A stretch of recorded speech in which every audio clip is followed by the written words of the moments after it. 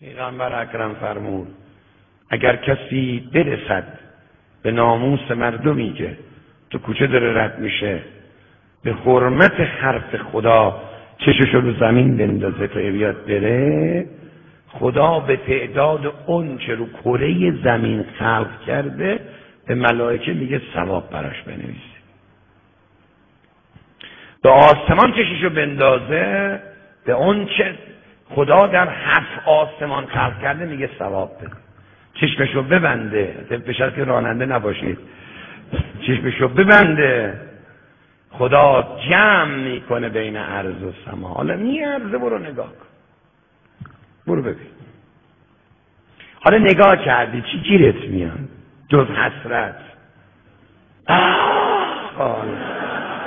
که چی مثلا حالا وای دیدی حالا واقعا چی گیرمون میاد جز این که اما حالا اگه نگاه نکنی چی گیرت میاد؟ چند وقت پیش کرج سخنرانی داشتم، یه جوونی بعد از منبر اومد گفت حاج آقا، گفتم بله. گفت من جلو چشمامو نمیتونم بگیرم، چیکار کنم؟ چیکار بکنم؟ گفتم ببین یه باوره، دیدم فایده نداره.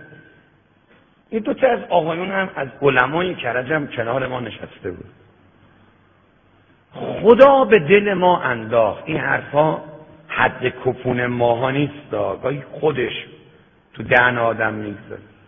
بهش گفتم پسر جان ما یه مشکلی داریم، این مشکل رو میفهمی؟ گفت چه مشکلی؟ حالا به شما میگه. گفتم مشکل ما اینه که شیرینی گناه کردن رو چشیدیم، اما شیرینی گناه نکردن رو نچشیدیم. گفت یعنی چی؟ گفتم ببین وقتی آدم میتونه ناموس مردم رو ببینه و نبینه، همون موقع که داره نگاه نمیکنه تو دلش بگه مهدی جان من نگاه نمی کنم برای اینکه بتونم جمال تو رو ببینم، من نگاه نمی کنم برای اینکه تو نگاه نکردن من لبخند میزنی، من نگاه نمی کنم برای اینکه دعای تو نگاه نکردن به منه، من نگاه نمی کنم برای اینکه تو نگاه نکردن من دلخوشی پیدا میکنی، وقتی نگاه میکنم ناراحت میشی، وقتی نگاه میکنم دلت غم میگیره، وقتی نگاه میکنم از چشت میافتم، ولی وقتی نگاه نمیکنم احساس میکنم خنده رو لبای حجت خدا ایجاد کردم. این خیلی قیمتیه آدم بتونه امام زمانش رو خوشحال کنه، این خیلی شیرینی داره، ما اینو نفهمیدیم.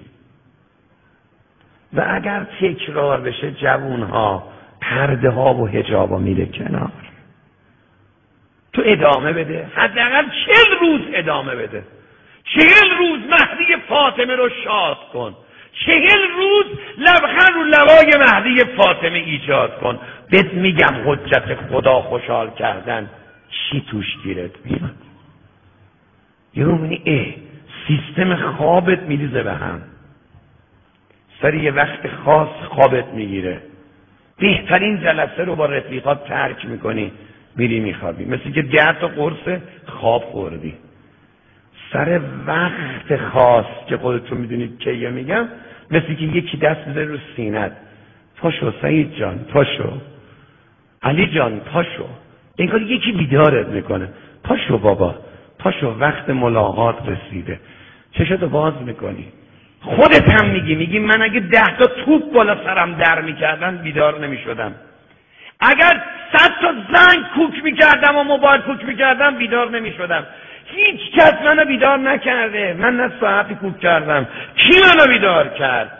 میگن وقتی حال میدی، وقتی لبخند و لبای مهدی اجرا میکنی، وقتی دل مهدی رو به دست میاری، این نور داره دیگه. یک نوراتش اینه، شبا بیدارت میکنن، پاشو تو اون ساعتی که فقط مهدی بیداره و یاران مهدی، تو پسر 16 ساله تو جوون 20 ساله، تو هم تو اون فضایی که مهدی بیداره تو هم بیدار باش. بعد کم کم خوابای عجیب غریب میبینی، بعد کم کم ذهنت باز میشه، هر وقت دهنت بیاد بیرون رفیقا میگن فلانی جورایی شده ها، خیلی دقیق حرف میزنه، کم کم اعتبارت میره بالا، کم کم رو حساب میکنن، کم کم احساس میکنی که نمازت وقتی میخونی این اهدنا الصراط المستقیم رو داری میخوری، داری لمس میکنی، داری میبلعی، داری عشق‌بازی با نماز میکنی. یه وقت خودت پیدا میکنی میبینی ای وای نمازت اگر 2 ساعت طول بکشه احساس خستگی نمیکنی. میگی من همونم که نماز صبح که میخوندم 4 تا خمیازه تو رکعت اولش میکشیدم. من همونم که قنوت رو یه اللهم صل علی محمد و آل محمد میگفتم و میرفتم. من همونم که تشهد وقتی میخوندم یه سلام بیشتر نمیدادم، میگفتم 3 تا سلام اولی مستحبه. من همونیم که تسبیحات 4 رو یکیشو میگفتم واجبه، 3 تاش مستحبه، همون یکیو بگو واجبه. من همونم که قنوت رو میگفتم مستحبه ولش کن. من همونم که نه اذان میگفتم نه اقامه. من همونم که هر وقت عشقم میکشید نماز میخوندم. حالا چطور شده؟ معجزه شده؟ دلم نمیخواد از سجاده بلند بشه. بعد خودت میگی فهمیدم نون کجا رو میخورم. لبخند رو لبان مهدی ایجاد کردم، مهدی هم مهر تایید رو پیشونیم کوبید، شدم از غلامان حجت ابن الحسن، از منتظران امام زمان.